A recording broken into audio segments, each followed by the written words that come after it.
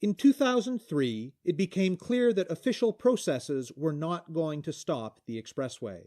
This resulted in a new sense of urgency among valley defenders, an influx of new activists, and the formation of a new group, named the Showstoppers after a comment by Hamilton's mayor at the time, Larry Deaney. I just remember all of a sudden it was high gear. I think it felt like it was a surprise, even to people who had been involved for a long time.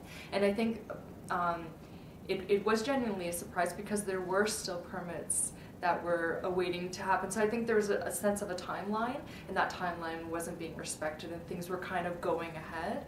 And I remember that's even at that time, Larry Deaney making a comment that like there was nothing that was going to stop this expressway unless there was a showstopper, and so like and that being sort of the inspiration for our name, for one of the groups that was organizing to oppose it, the Showstoppers.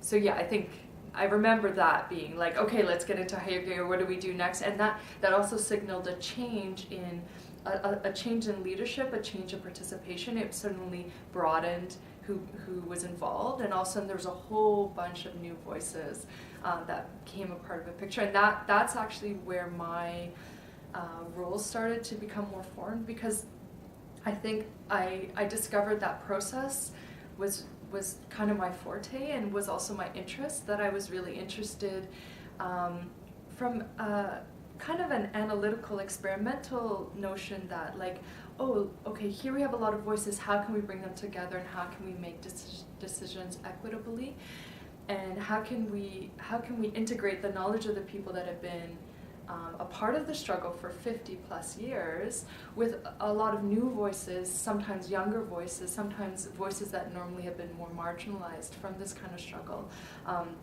like the voices of the Haudenosaunee or other Indigenous peoples, or even the voices of people in the East End who were living around this expressway, who were going to be the most impacted. Those were not often the people who had been organizing either. So like, how could we integrate these newer, more varied voices into actions that would incorporate the perspectives and wisdoms of everybody involved? And so yeah, that's where I kind of ended up coming in with other people to facilitate the meetings, to also facilitate trainings, so that people could learn a little bit more about what consensus decision making could look like. Yeah. And in that transition to more voices, different voices, you sort of talked a little bit about the demographic component of that shift. How would you characterize the shift politically? Did the politics shift with this infusion of new voices, and if it did, how? Yeah, it couldn't help but shift, and I mean, and certainly the expediency of the construction also forced the politics to change. We couldn't sit around tables and sort of think about like, what next lawsuit could we launch, or what new educational campaign could we work on for the next 5 years? Like trees were getting cut down at Green Hill at the initial construction site. So what were our bodies going to do, and where were they going to be placed, and how were they going to be placed, and like